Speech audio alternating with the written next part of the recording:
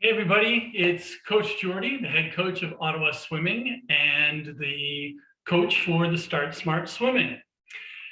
I wanted to share with you a little bit of information before the course starts, and also a few recommendations as far as some a very short little preparatory exercise routine, 3 exercises, things that could really help you moving forward as you enter the Start Smart course.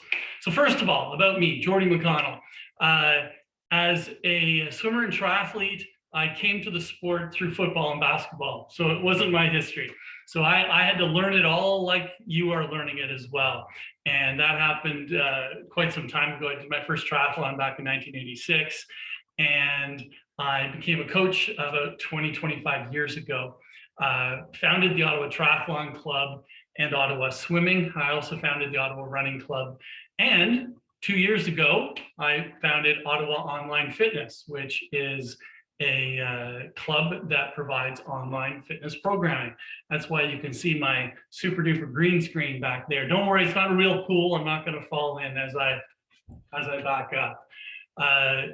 If you're interested in learning more about Ottawa Online Fitness, you can check it at ottawaonlinefitness.ca. A long time ago, after learning a lot about swimming from being a swimmer and studying books and doing a little coaching, I decided to stop and create a learning process, a progression based on not on the books, not on what other people were trying to teach me, but what I was learning and what I was seeing on the deck. The first person I worked with, coincidentally, was an amazing athlete, great runner, great cyclist, but new to swimming. And he was the perfect person to start with. I asked him to do something, he did it. He had that real mindset of dedication. And I got him swimming, and that was just his entry into swimming. And do you know what happened through that successful mindset of dedication and consistency and hard work?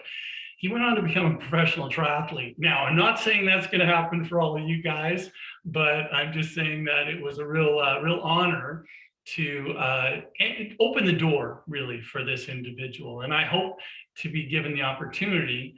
I'm thankful for being given the opportunity to do that for you as well.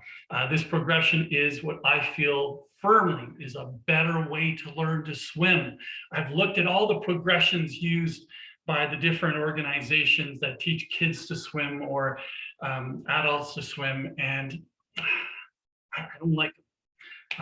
I like mine. So the number one element, the most important element when you enter the water to learn to swim is relaxation. You know what? Even when you're not learning to swim, when you are an advanced swimmer, being able to swim hard while staying relaxed, that's important as well. So relaxation is a key at all levels of the swimming experience, but especially for new swimmers. Now, how can we make that happen? The most important tool that we use is fins or flippers. Because when you have those fins on your feet and you have a flutter board, piece of foam on your front, you're not worried about sinking. So the flutter boards are provided at the pools. You'll need to get yourself a pair of fins or flippers, and I will, if I haven't already, I'll email the information to you about that. So they're the key. Those fins, they're not going to come off for 6 or 8 weeks. We leave them on, and they make the learning fun. It's ironic in a manner of speaking, because once you become an established swimmer, if you are going to do endurance swimming, so longer swims, 500 meters plus, your kick becomes much less important. It provides some balance and a little bit of lift, but you don't kick very hard. However, when you're learning to swim, you don't kick hard, but being able to kick is the engine that helps you to learn to swim. So teaching you how to kick is the most important thing first, and with the fins, it makes it a whole lot easier. Plus, one of the exercises I'm going to share with you in just a few minutes. The process that I use, the Start Smart progression, is very patient. It's very slow and progressive. Who will benefit from this process? Every swimmer that wants to become a better swimmer. In the wording I use, I think on the website, is somebody that wants to learn to swim or to start again and restructure their stroke and to gain new appreciation and a deeper level of understanding and ability at the different phases. So we're going to be very, very incremental, very patient to allow you to get super comfortable and to put together the different elements of a good freestyle or front crawl stroke.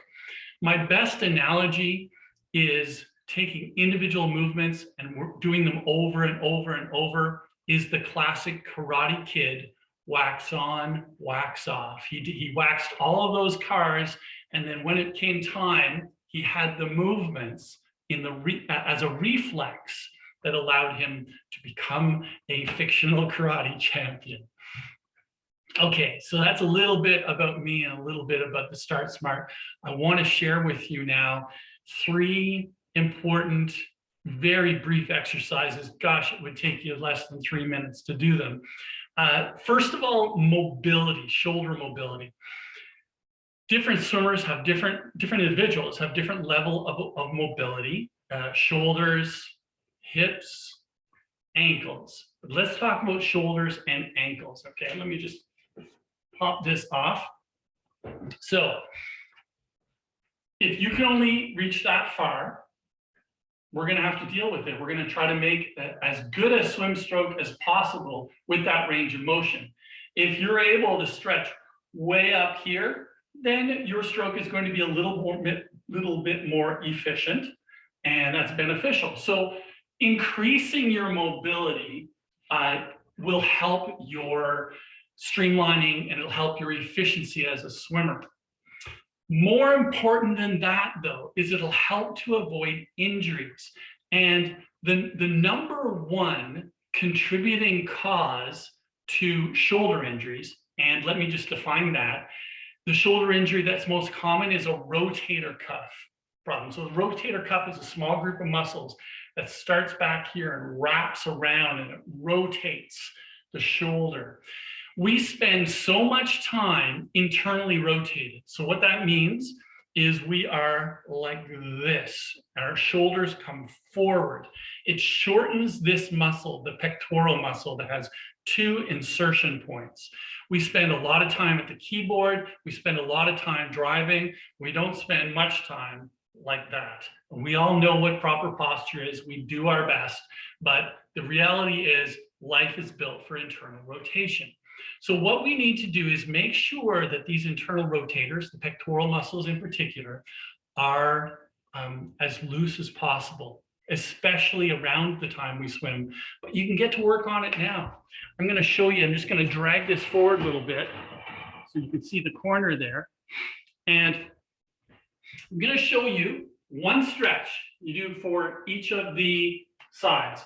So you start with your arm against the wall. Now, a door frame is even better. If there was a door frame here, and I just stood in the door, and I put my forearm against the frame of the door and stepped through, that's even better. However, if you've got a wall, a right angle elbow, 1 foot in front of the other, and then you push your chest forward. In effect, you're pulling the elbow back. You'll feel a stretch on the chest and where that chest muscle, the pectoral, inserts into the shoulder. Hold it for 3 or 4 deep breaths, and then relax. And then lift that elbow about 6 inches on the wall, and then do it again. What that does is gets the other insertion point. There's 2 places that muscle inserts into the shoulder. So that's the pec stretch. That is exercise number 1, doing it on each side, holding it for 3 to 4 deep breaths. This is where the written recommendation says do it 2 to 3 times every day. And you know what? If you can do that, awesome, fantastic.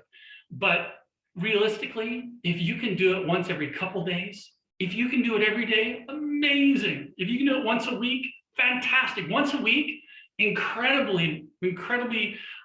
amount better than not doing it at all, okay? But if you can do it once a day, you'll definitely benefit. So that's number one, the pec stretch. Now, talking about this rotator cuff, these postural muscles back here, the scapular muscles that retract our shoulder, they are very important when you swim. And again, they aid in maintaining proper posture and avoiding shoulder injuries. So the single most important exercise that a swimmer, especially a new swimmer or recreational swimmer, can do is to activate those scapular muscles. I'm going to show you a way to do it. You don't even have to get down on the floor. You can do it on your stomach, but I'm going to show you a standing version. So it's V, T, and W. Those are the shapes that your arms make. So I'm going to go squat down, fold forward slightly from the waist, keep my back neutral by pulling my stomach in. Then I'm going to put my arms out. And I'm going to have thumbs up. I'm going to lift up in a V, and then bring them out, and lift up and back in a T. And then I'm going to bring my hands in, creating a W, and I'm going to pull them straight back like that. I'll do it again. V, pause and hold and down. T, pause and hold and down. And W, pause and hold and down. If you do that a couple times through, and again, try to do it every day. But remember, once a week is amazing if you're not doing it at all. The final exercise we'll have to go down on the floor for. And this is the one. Let me just move my camera back. Got quite the fitness studio here. Our trolley is a ladder, old jury rigged. Okay, so bring my mat out, and this is the first two exercises are recommended because I want you to keep your shoulders healthy and strong and get them ready to swim. Now this one is about that kick. I promised you a kick exercise. When we're kicking, we don't want to kick like we're kicking a soccer ball. We're kicking from the hip. When I teach kicking, I don't want you to think about bending your knee at all. In fact, I want you to try to keep your knee straight. It won't stay straight because the water will provide resistance, and that will result in a slight bend in the knee. That's all I want. So what I want you to practice, if you can, is a Pilates exercise. I'm sure Pilates didn't invent it. It's been around a long time, but it's scissors on the floor. So what we're going to do is take your hands, put them under the hips, to raise your hips up a little bit, and then straighten your legs and point your toes. Your feet should be as close together as possible without touching. And then how high your feet are will determine how hard it is. If you can have them straight up like this, that's the easiest. You can have them at 45, a little harder, or just above the ground, that's the hardest. So you decide where you're going to be. And what I want you to practice is a little scissor kick. So just doing this for maybe 10 seconds at a time and taking a break. The kick should only be about 12 to 18 inches apart. And again, keep the feet close together. So if you can work on that, that will really go a long way in preparing you to kick in the water. So again, do 10 seconds, take a break, work up to 30 seconds. If you can do 30 seconds continuously, fantastic. You can leave it at that. You want to do more? More is better, certainly for the core. Build up to a minute. I wouldn't do, no need to do more than a minute of that kick. All right, so there's 3 exercises for you. We've got our Pec Stretch, our VTW to strengthen the shoulders, and then our Scissor Kick. So if you can work on those a little bit, you'll have a head start when we commence our Start Smart real soon. So once again, I'm Coach Geordie from the Ottawa Swimming, and I'm really looking forward to working with you.